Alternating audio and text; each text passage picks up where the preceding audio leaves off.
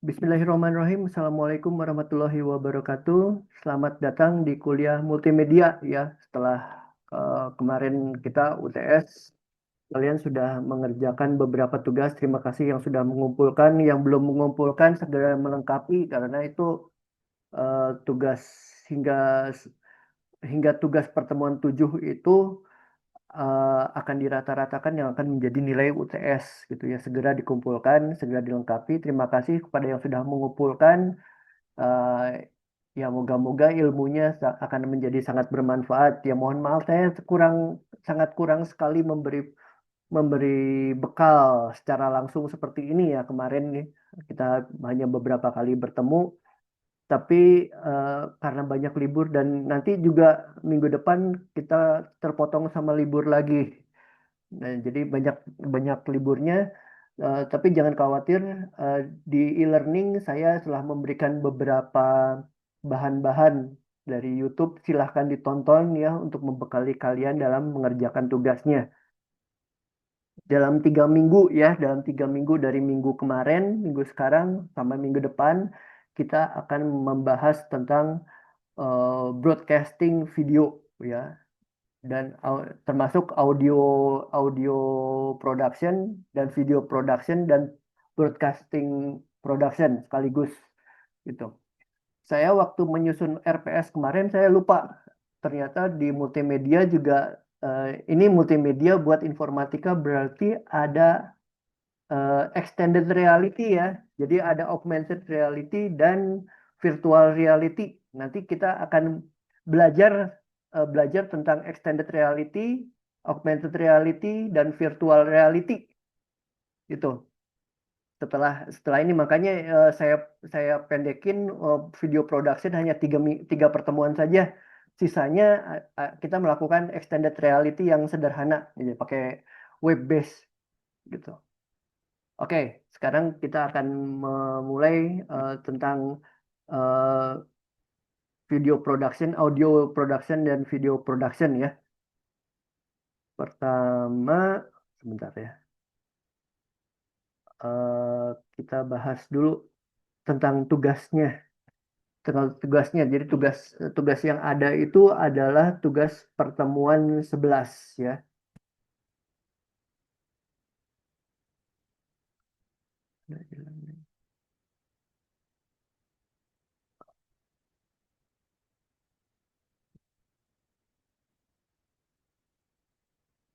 Oh ya, ini bentar, belum di share. Oke. Menghemat ini dulu, menghemat bandwidth. Baik, ini di e-learning sudah ada beberapa bahan ya, bisa kalian pelajari dulu, termasuk audio production pakai Audacity ya. Kalau alasan saya pakai Audacity hanya satu sebenarnya karena Audacity itu eh, free dan open source, jadi kalian bebas untuk mendownload dan tidak perlu lisensi untuk ini gitu. Jadi kalian bisa ini. Tujuannya menggunakan ini adalah kalau kalian mau ketika video production atau audio production kalian mau mengedit suara, suara ya, suara suara digital. Misalnya ada background lagu atau suara-suara terlalu keras gitu kalian kecilkan sehingga tidak terlalu eh, apa namanya pemirsa dari video atau audio kalian itu tidak sakit telinganya. Nah, itu tujuannya seperti itu. Jadi kalau misalnya ada suara terlalu keras, kalian kecilkan, eh, istilahnya dinormalisasi gitu. Jangan jangan terlalu kencang suaranya dan lain-lain gitu. Dan ini untuk misalnya video production atau audio production untuk isi listening seperti apa, kalau misalnya konser seperti apa, konser live seperti apa, cinema seperti apa itu beda-beda ya. Ininya apa namanya? Pengaturan terutama equalizernya juga. Nah, itu ditentukan di Audacity menggunakan beberapa filter-filter. Ini silahkan dipelajari ya untuk audio production ya. Jadi di pertemuan 9 itu tadinya pertemuan minggu kemarin ini ya mestinya untuk mengenalkan antarmuka Audacity ya. Ya, sementara Audacity dulu. Ada beberapa software lain, tapi software yang lain rata-rata berbayar ya. Termasuk Adobe kalau nggak salah Adobe mengeluarkan juga. Nah, kemudian perekaman dasar, gimana kita mengatur mikrofon kalau di komputer seperti apa. Nah, kalau misalnya nanti dalam prakteknya, dalam mengerjakan tugas, kalian biasanya eh, merekam pakai atau pakai audio. Biasanya kalian pakai yang hal-hal sederhana seperti pakai HP kalian. Ya itu dulu, dari situ dulu kita dari apa yang ada dulu, nggak perlu beli-beli lah, nggak perlu beli-beli action cam, nggak boleh pakai apa namanya, pakai mikrofon yang ditodong-todong gitu, jangan dulu, pakai yang kita punya aja, pakai laptop, pakai komputer sama pakai HP aja dulu. Nah, kemudian nanti ada penyuntingan dasar audio editing, gimana cut, copy, paste, trim bagian audio yang tidak inginkan. Misalnya ada salah jeda, ada salah ucap gitu, kita mau potong, ada jeda atau ada tiba-tiba bunyi cuh gitu ya. Kita harus motong gitu ya. Kemudian ada fade in, fade out, transmisi biar transmisi audionya mulus gitu. Misalnya ada tempelan-tempelan audio, tapi biar kedengarannya mulus gitu dari audio satu ke audio lain, bisa seperti itu. Terus bagaimana kalian mengelola track-tracknya, bagaimana sedemikian rupa sehingga di produksi akhirnya itu terdengarnya enak gitu, mulus gitu. Kemudian peningkatan kualitas suara, audio processing itu seperti apa? Dengan kita melakukan noise reduction, kita menghilangkan suara bising ya di latar belakangnya, kita turunin. Itu biasanya kita mainkan di equalizer, gitu. Biasanya ada suara kipas angin, tadi ada suara motor lewat gitu dan lain-lain gitu ya. Itu kita mau hilangkan. Terus kemudian kita melakukan kompresor suara dan normalization ya. Kita menyeimbangkan volume agar terdengar stabil dan profesional. Stabil itu enak didengar dan kita tidak terlalu terganggu pendengaran kita dan termasuk jantung kita ya kalau kita mendengar ini teh. Jadi hasil rekaman kita terdengar sangat profesional. Kemudian bagaimana kita mengekspor audionya? Apakah itu perlu di dalam bentuk WAV atau MP3? Kalau MP3 itu harus dikompres ya, dikompres sedemikian rupa biar filenya kecil. Kalau WAV pasti tuh filenya gede ya. Luaran dari pertemuan 9 ini adalah mahasiswa eh, bisa memiliki file audio ya yang bersih dari noise dan siap digabungkan dengan video. Tapi dalam hal ini nanti saja ketika kalian mau memproduksi video ya. Mungkin dari video yang kalian produksi nanti kalian akan menambahkan suara apa, suara apa, suara apa. Nah, itu dari audio production ini. Dan ingat itu eh, ada beberapa suara yang harus menggunakan ini hak cipta, yang punya hak cipta. Jadi cari suara-suara yang free hak cipta ya. Jadi hindari lagu-lagu, beberapa lagu terutama lagunya Ahmad Dhani, jangan. Sebenarnya kalau misalnya apa namanya? eh, kalau menurut dia kalau penontonnya sedikit ya nggak apa-apa, tapi siapa tahu video ya buatan kalian itu jadi rezeki kalian gitu ya. Siapa tahu ini ya. Jadi nggak ada yang tahu itu. Kemudian nanti bisa jadi rezeki kalian, viewer kalian di atas 100.000, kalian dapat dolar, yang punya lagu marah-marah. Jangan sampai kayak gitu ya. Terpaksa harus minta izin dulu dan lain-lain. Oke, yang kedua ini di pertemuan 10 yang sekarang ini sebenarnya kita akan membahas tentang OBS ya. Di situ ada videonya, silahkan ditonton. Jadi di sini tujuannya biar kalian mampu melakukan perekaman layar, manajemen scene, produksi video menggunakan Open Broadcaster ya, broadcasting apa broadcaster? Oh, broadcaster software namanya. Nah, kemudian materi praktikumnya adalah pertama pengenalan OBS Studio ya. Sebenarnya tidak harus pakai OBS. OBS di sini biar kalian mengenal software yang bisa bisa mengedit video sekaligus bisa dilakukan untuk streaming ya. Tadi tadi ada komplikasi sedikit untuk streaming. Saya tadi mau menggunakan OBS langsung, tapi tiba-tiba audionya terganggu. Nah, saya salah setting. Nah, itu kalian harus mengenali OBS terlebih dahulu.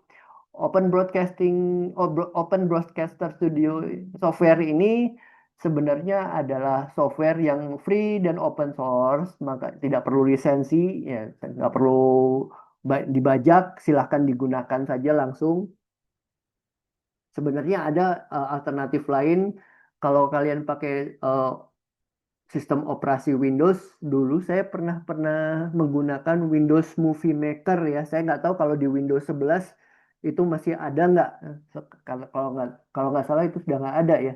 Windows Movie Maker itu lumayan mudah, tapi dia tidak bisa streaming. Nah, itu bedanya di situ. Kalau pakai OBS kita bisa streaming di eh, apa di di YouTube dan di Zoom sekaligus, tapi komputernya RAM-nya harus tinggi, ya, prosesornya juga harus tinggi. Nah, itu hardware-nya harus bagus itu. Nah, ini tadi kalau yang di awal-awal kalian pasti mendengar ada eh, komplikasi di audio saya. Nah, itu padahal laptop saya udah 16 giga ya. Meskipun ini laptop kentang, laptop lama gitu ya, tapi RAM-nya 16 giga masih terjadi seperti itu juga gitu. Dan ini kalau saya nyalakan OBS-nya ini langsung mentok nih RAM-nya. Nah, ini tuh 16 giga, bayangkan gitu. Nah, ini biasanya pekerjaan-pekerjaan kakak-kakak kalian, senior-senior kalian yang ada di P3TI ya, di lantai 4 kerjanya biasanya suka melakukan seperti ini menggunakan OBS streaming langsung ke YouTube. Nah, gitu.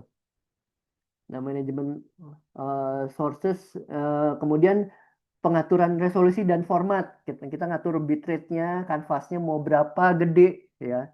Ini mau mau tujuannya nanti ditayangkan di mana? Ditayangkan di bioskop apa tayangkan di layar saja gitu, layar layar TV saja atau layar komputer saja atau layar laptop saja gitu.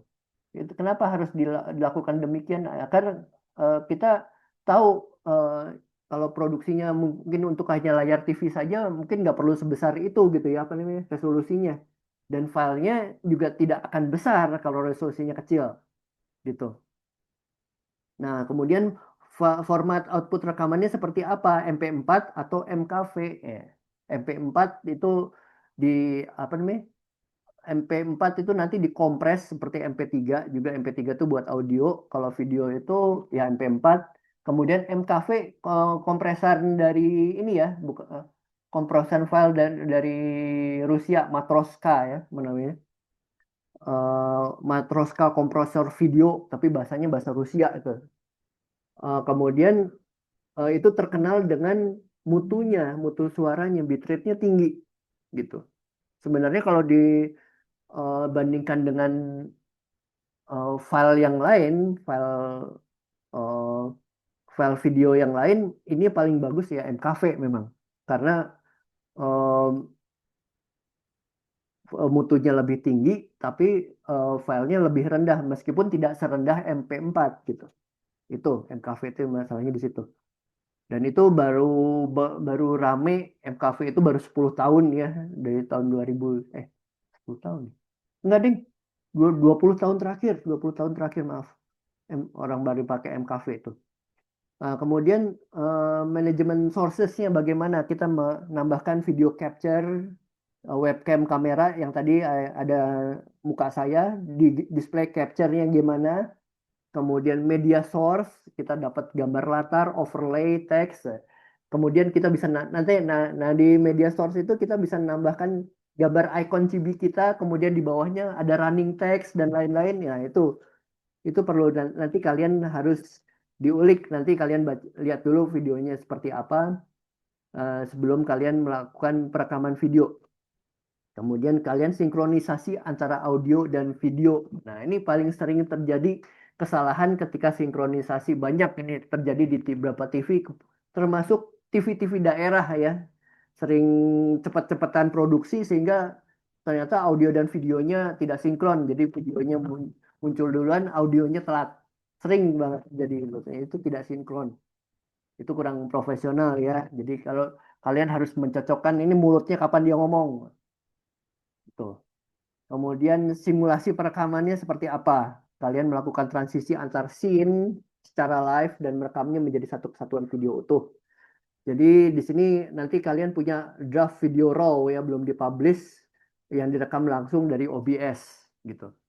Memang di sini di dua pertemuan ini tidak ada tugas karena nanti tugasnya ada di pertemuan terakhir.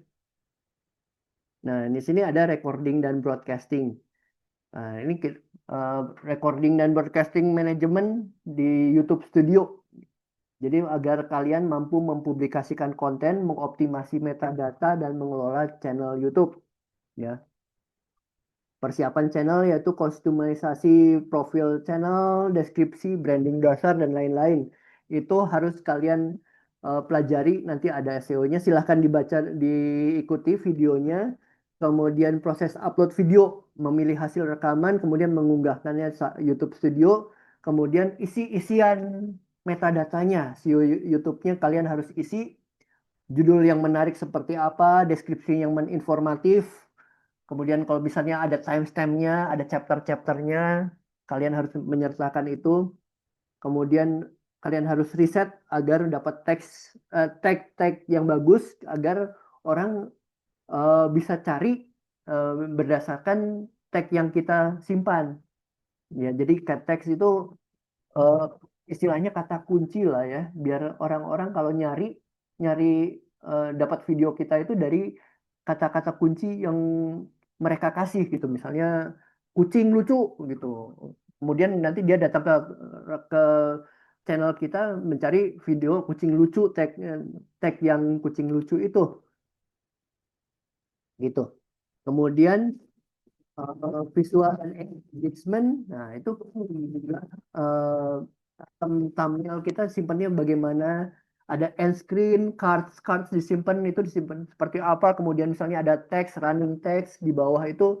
Kalau misalnya pernah nonton TV, misalnya ada lambang RCTI, Metro TV, TV One, itu namanya thumbnail kan. Kemudian nanti di bawahnya ada teks, kemudian dikasih frame teksnya dan lain-lain. Itu hasil dari produksi TV gitu. Kemudian baru kalian publish. Mau publishnya private, unlisted, atau public gitu.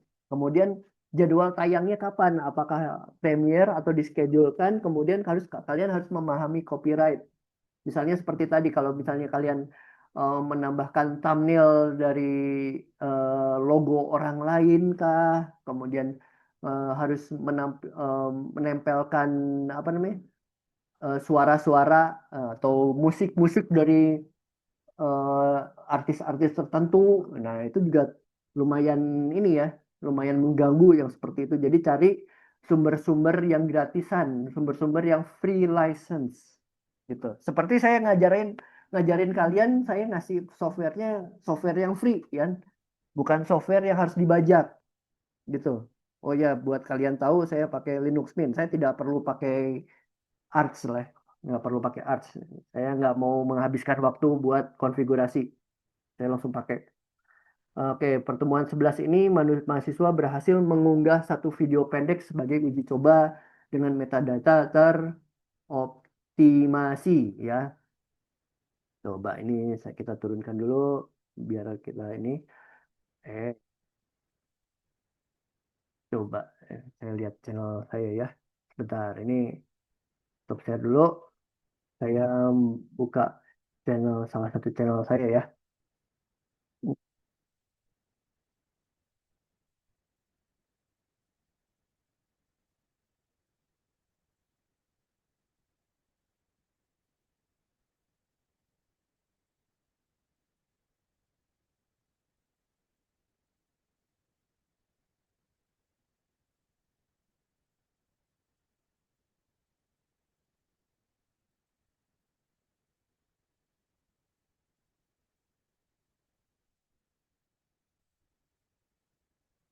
Oke, kita kembali share lagi. Sebentar. Oke, ini di mana? Sini ya. Inilah. Ini misalnya channel YouTube ya. Ini eh, saya buka channel punya saya. Saya channel punya saya pakai, saya buka YouTube studionya. Ini kita balik ya dari minggu depan, dari bahan-bahan minggu depan.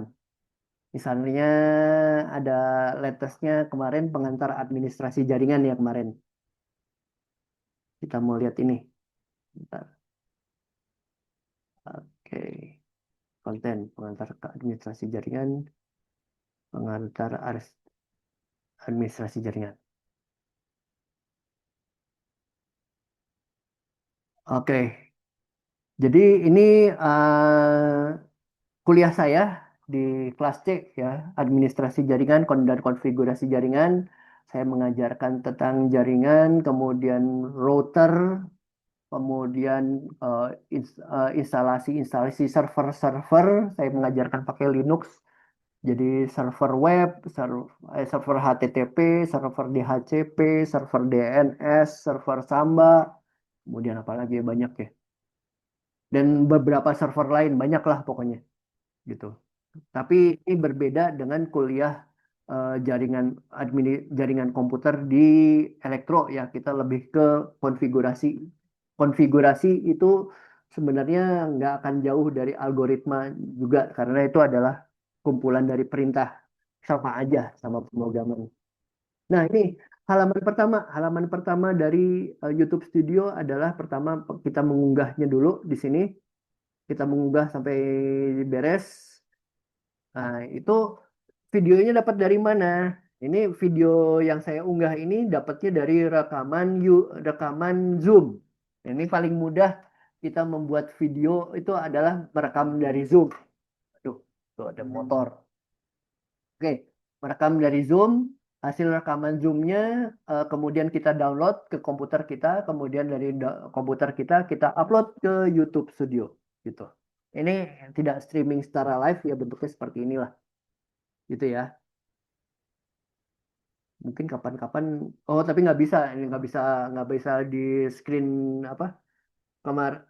Waktu di kuliah lalu saya pernah mau melakukan screen recording ya, tapi saya salah set audionya nggak masuk.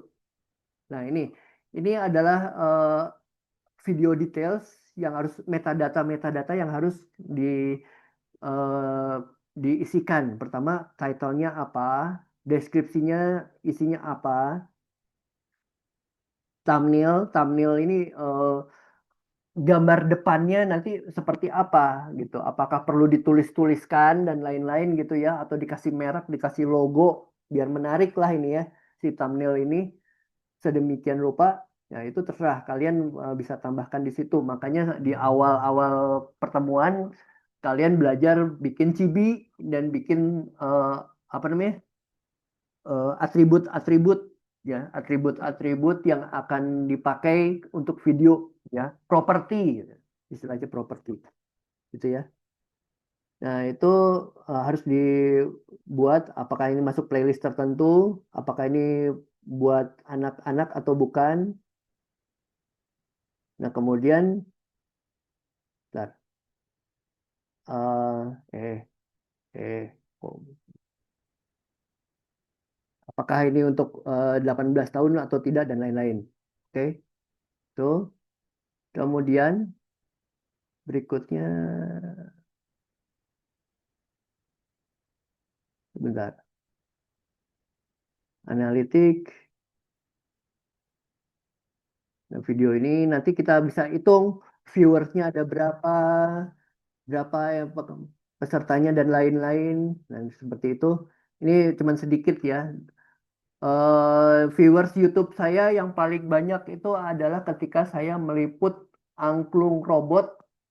eh, Angklung robotnya menyanyikan Bohemian Rhapsody. Itu paling banyak saya viewersnya hingga sampai ngehit 5.000 lebih. Tapi saya gagal untuk memonetize itu seharusnya saya dapat sekitar $100 lebih ya.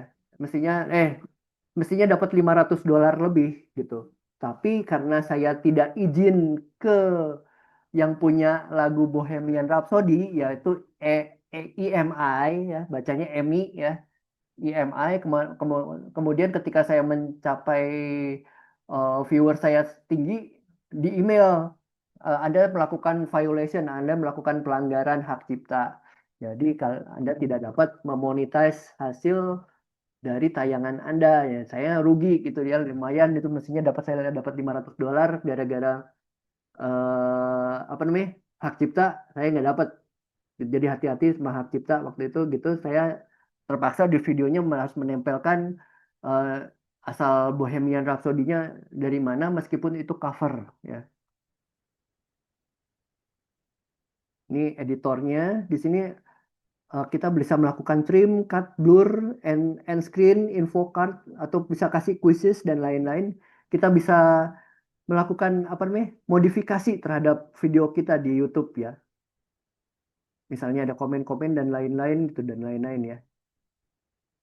Coba kita balik lagi.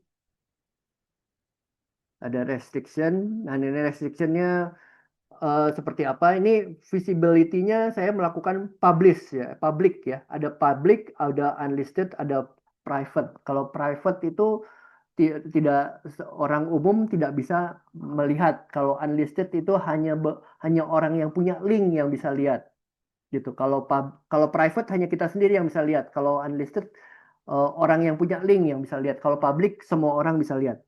Gitu. Ini dilakukan public ya. Ada beberapa yang unlisted dan masih private, yaitu tidak untuk ini ya, tidak untuk dilihat orang. Itu buat saya latihan biasanya. Kemudian tanggal, views-nya di mana, like, dislike-nya seperti apa, dan lain-lain. Itu settingnya. Nah, itu nanti dibahas ada di videonya di di YouTube ini, bagaimana kalian mengisi SEO YouTube yang benar gitu ya. Silahkan dipelajari di situ. Kemudian tentang OBS. Waduh, ini moga-moga audionya nggak error lagi ya. Kita coba lagi. Bismillah, ini audionya jangan error. Testing 1 2 3 testing. Oke, ini eh, bentuknya seperti ini. Aduh, mau habis lagi. Bentuknya seperti ini.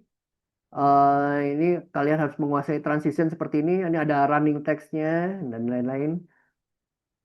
Ini scene ya, namanya ini pergantian scene. Ini gabungan, scene gabungan. Ini scene yang hanya isinya gambar kepala saya sendiri dan lain-lain. Nah, ini silahkan dipelajari videonya. Bagaimana nanti menambahkan, misalnya kalau di sini ada logo atau ada thumbnail-thumbnail kalian dan lain-lain, nah, itu ada di OBS-nya sendiri selain di YouTube-nya gitu. Ini terpaksa perkenalan saja ya. Saya juga menggunakan ini sama. Kemudian satu lagi adalah kalau ketika sebelum kalian apa, melakukan insertion apa namanya, sound ya, audio. Saya menggunakan Audacity. Nah, ini alatnya seperti ini bentuknya. Jadi kita masukin WAV, listen file belum ada. Aduh, nggak ada file WAV ya. Pokoknya seperti itu. Kita masukkan ke sini. Saya nggak ada file WAV-nya di sini ya. Di komputer sebelumnya saya jebol. Di sini eh, kita masukkan WAV-nya, kita melakukan normalisasi. Normalisasi itu seperti apa? Biar di sound di apa namanya, di laptop kita, di komputer kita, atau di device kita nggak kresek-kresek, krok, krok, krok. Nah, itu normalisasi. Jadi kita turunkan desibelnya ke desibel yang enak didengar. Seperti itu. Nanti silahkan dilihat di videonya, dipelajari dulu bagaimana cara itu, dan hati-hati dengan sound-sound yang punya license, musik-musik yang ada lisensinya, ya. Cari sound-sound yang gratis, kemudian aset-aset yang gratis juga gitu. Seperti itu. Ini Audacity seperti itu. Ini ya alat-alat gratis. saya tidak menutup kemungkinan kalian pakai alat-alat lain yang berbayar ya, terserah kalian kalau mau pakai yang itu kalau sudah biasa dengan itu. Jadi silahkan dipelajari dulu dan jangan lupa itu dikerjakan berkelompok maksimal 3. Boleh dikerjakan satu orang terserah boleh. Itu ada anak A2 satu di kelas kalian, ya itulah nggak apa-apa itu. Mungkin dia kalau nggak ada temennya ya terpaksa kerja sendiri ya selamat aja. Silahkan dikerjakan. Kemudian, ya tugasnya kita baca dulu tugasnya. Ini yang terakhir.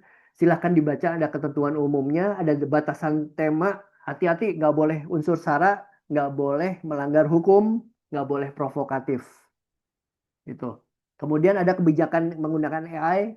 Boleh menggunakan AI, tapi kalian harus dinyatakan tidak melakukan generatif AI secara full dari video kalian. Ya, jangan ya khusus kalian karena ini diperuntukkan tujuannya adalah kalian menjadi konten kreator yang ya sebenarnya tidak zaman sekarang bisa kita konten kreator nggak muncul muka pakai AI saja bisa bisa seperti itu gitu hasilnya banyak di YouTube juga tapi tolonglah paling enggak skenario dibuat gitu. Dibuat skenarionya bikin apa video durasi videonya 10 menit ya. Masih short video aja 10 menit lah. Kontennya bebas, mau podcast, mau tutorial, mau review produk, talk show pendek atau video how to ya. Direkam dengan menggunakan eh, metode screen switch ya, pakai di OBS, audio diproses melalui Audacity. Syutingnya nggak usah pakai profesional kamera ya, cukup kamera HP aja gitu. Tapi ingat kameranya bentuk bentuk video akhirnya adalah video horizontal ya, video landscape ya, bukan video potret seperti short bukan short ya, tapi video full, video lebar gitu ya, bukan video tinggi. Nah, itu bentuknya seperti itu.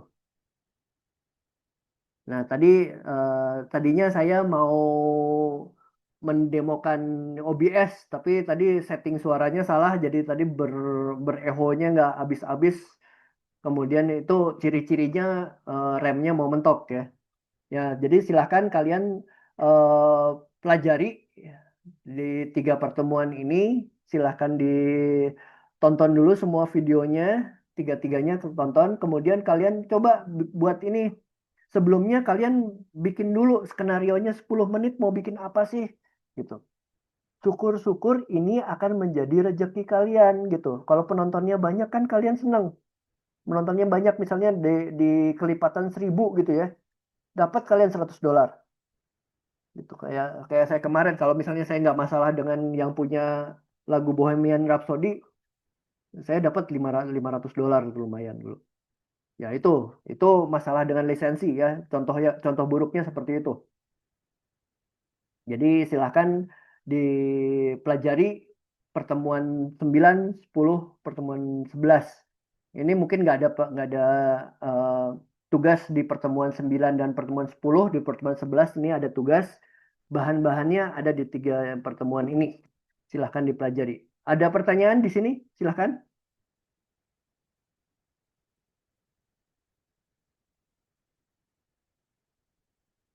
halo apakah ada pertanyaan.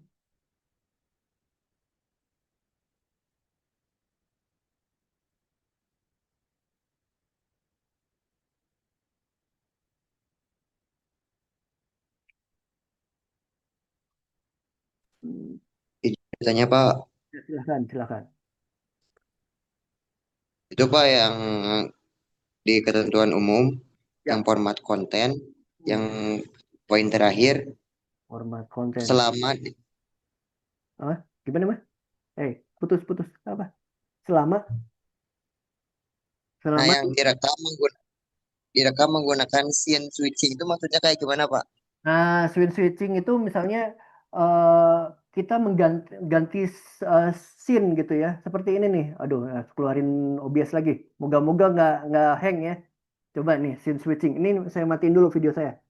Nah, Ini scene switching itu seperti ini bentuknya.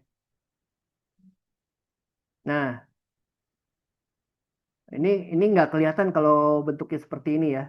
Ini karena saya melakukan studio mode ya.